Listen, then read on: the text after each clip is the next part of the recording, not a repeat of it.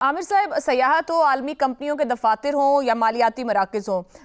معاشی خوشحالی میں عرب حکمران اپنے لوگوں کو شامل کرتے رہے، مگر اب جو صورتحال آ رہی ہے ان کی معیشت پر ایک خطرہ منڈلاتا دکھائی دے رہا ہے۔ گزشتہ 4-5 دن دیکھیں، کیا یہ خلیجی حکمرانوں کے لیے سب سے بڑا سیاسی چیلنج بن سکتا ہے؟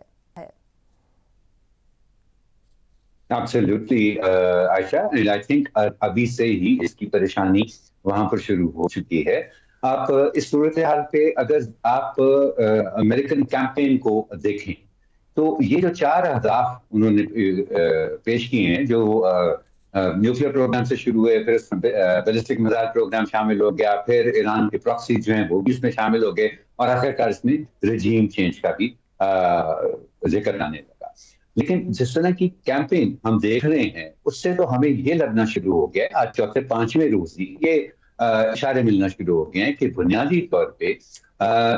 جب سے امریکہ نے یہ ریئلائز کیا ہے کہ اس کا جو خیال تھا کہ ان کا سرقلم کر دیا جائے ان کی قیادت کا، تو اب ایرانی عوام اٹھ کھڑے ہوں گے اور وہ اس کے ذریعے رجیم چینج ہو جائے گا، وہ غلط ثابت ہونے کے بعد اب ان کے پاس کیا آپشن رہے گی؟ یہی آپشن رہ گئی ہے نا کہ وہ ایران کا وہی حال کرے جو کہ سیریا میں ہوا ہے اور جو کہ لیبیا میں ہوا ہے. ایک ریاستی نظام کو اتنی بری طرح سے تباہ کیا جائے کہ وہ وہاں اس سے پیدا ہونے والا خلا جو ہے وہ چھوٹے چھوٹے نان اسٹیٹ ایکٹرز کو اپنے اندر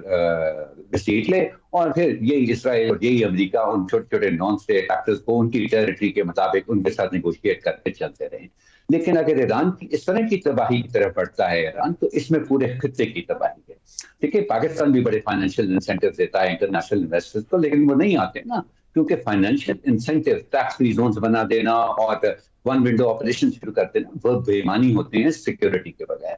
اور ان کی خاص طور پہ دبئی کی فار ایگزامپل کامیابی کا بہت بڑی وجہ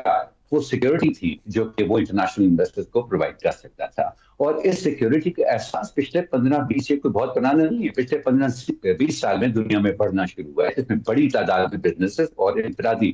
سطح پر بھی لوگ جو ہیں وہ